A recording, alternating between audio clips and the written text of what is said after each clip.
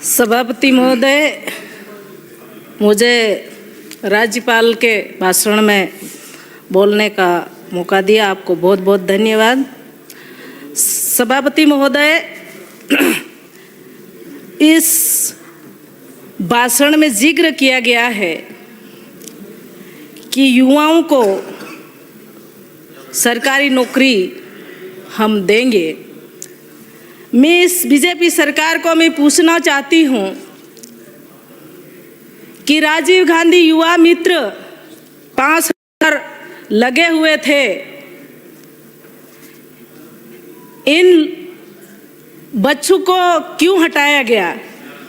आपको राजीव गांधी से आपत्ति थी इस नाम से, इसका नाम बदल देते, पर आज युवा दर दर की ठोकरें खा रहे हैं और नौकरियों की एक बात कर रहे हैं। मैं ये भी कहना चाहूँगी कि प्रधानमंत्री फसल बीमा की बात आ रही है, इस भाषण में जिक्र किया गया है। मेरे विधानसभा क्षेत्र में कांग्रेस बीजेपी करके फसल बीमा आज तक नहीं मिला है।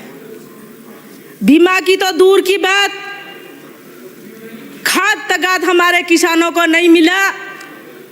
266 रुपये 50 पैसे में जो बोरी मिलने वाली थी, ये 700 से 800 रुपये में लंबी लंबी कतारों में पूरे दिन खड़े रहे, पूरी नाइटें खड़ी रहने के बाद उनको खाद मिला और आज भी वो खाद के लिए दर दर की ठोकरें खा रहे हैं।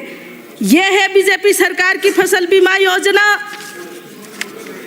मैं सरकार से यह कहना चाहती हूँ कि जिस तरह से उन्होंने हमारे किसानों के बारे में और हमारे युवाओं के बारे में फिर इन्होंने जिक्र करा है, पेज नंबर 19 में सरकारी थानों में सुरक्षा। आज की तारीख में हम महिला सुरक्षित नहीं है। आए दिन महिलाओं के ऊपर अत्याचार हो रहा है, महिलाओं का बलात्कार हो रहा है, कोई सुनवाई नहीं की जा रही है। कौन से थानों में उन्होंने महिला सुरक्षा दी गई है?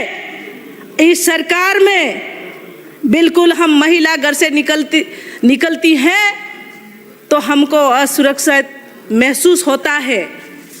और इस सरकार में बिल्कुल हम महिलाओं के बारे में दुर्घटना बीमा की बात आ रही है। मैं मेरे विधानसभा क्षेत्र कुशलगढ़ की बात करती हूँ, आए दिन दुर्घटना बीमा हो रहा है।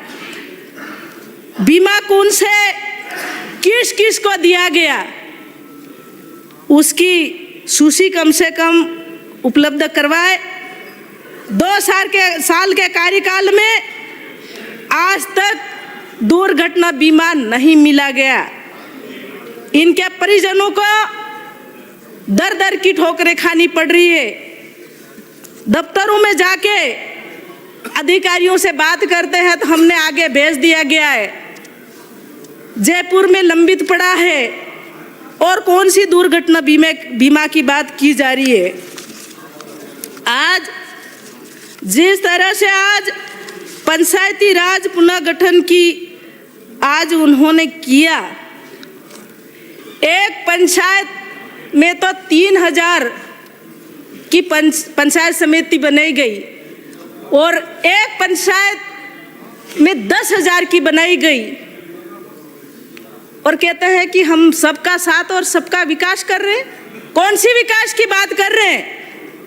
यह पंचायत राज में उन्होंने बिल्कुल भेदभाव से, और उनकी सूची मंगा के आप देखो तो आज तक हमारे पंचायतों में जो रेवेन्यू गांव थे उनको भी बंटवारा किया गया।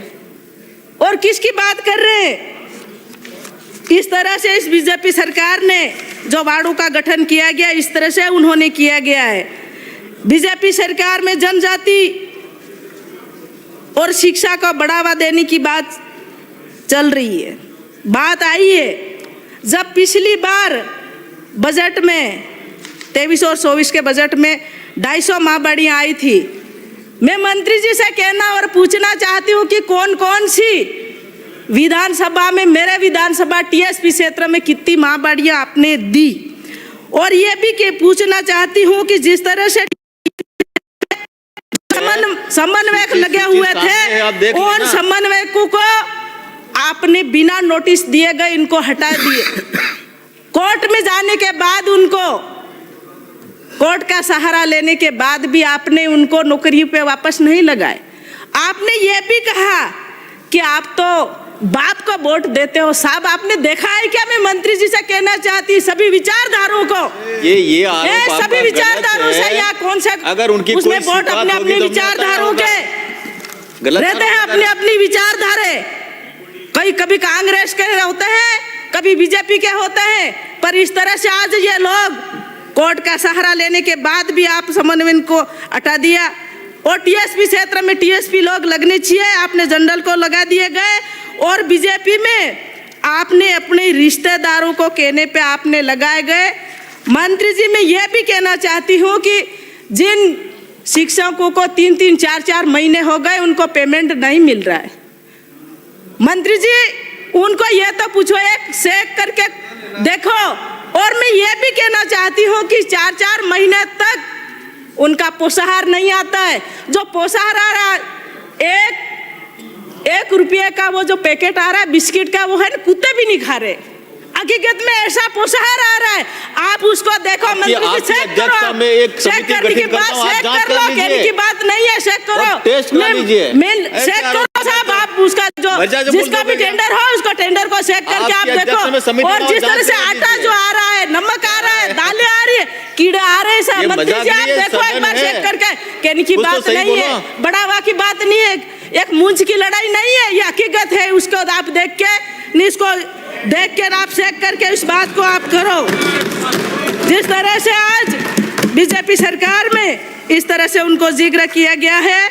और मैं शिक्षा की बात मैं करती हूँ, आज शिक्षा की बात है, हॉस्पिटलों में डॉक्टर नहीं है। मेरा विधानसभा क्षेत्र की मैं बात करती हूँ तो बिल्कुल हॉस्पिटल खाली पड़े हैं।